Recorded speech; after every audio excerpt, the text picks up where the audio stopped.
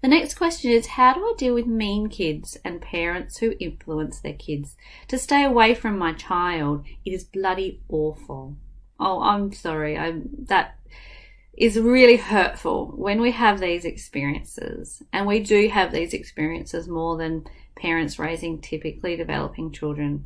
We get more judgment towards our child and towards ourselves as parents, because people look at a child's behaviour and they judge the child, or they judge us based on what our child is doing, and it's hurtful. It really, really is.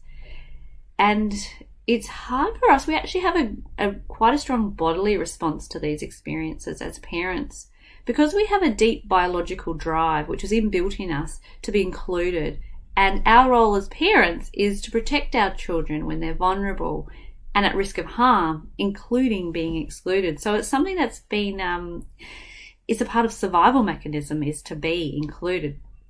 So when our children are excluded, and also often we are excluded, it can have a really deep, damaging impact on us. And it really can shake us.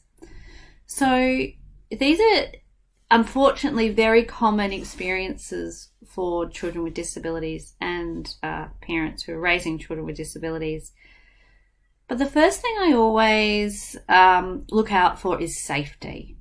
And we need to be wise enough to know, how do we manage this situation and how do we manage it safely? How is our child being impacted by this experience right now? And is it better for my child for us to move on? And it's not fair. We shouldn't have to move away from people who are being unkind and bullying and being mean because of a disability.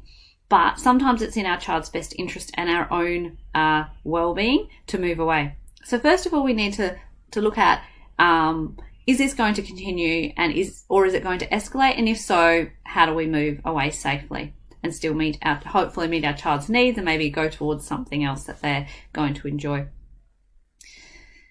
So if things aren't continuing and it's not an unsafe situation, we can also ask ourselves, is the other person, particularly if there's someone you have a lot of ongoing contact with, is the other person receptive to listening and understanding what's going on for my child?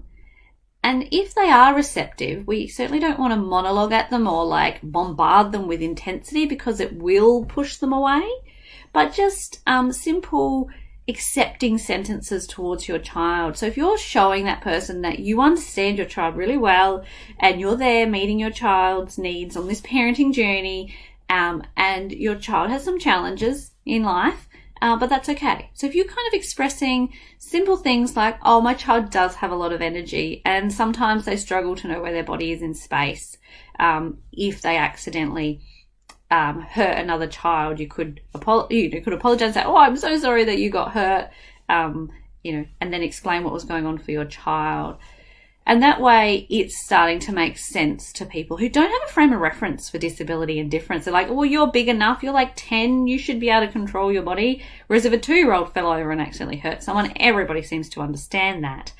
But we need to advocate for our children and explain what's going on for our children, because our child may have the control over their body as a 2-year-old, even if they're 10. It's just the way it is. And we can explain that to people, that this is what's going on for them.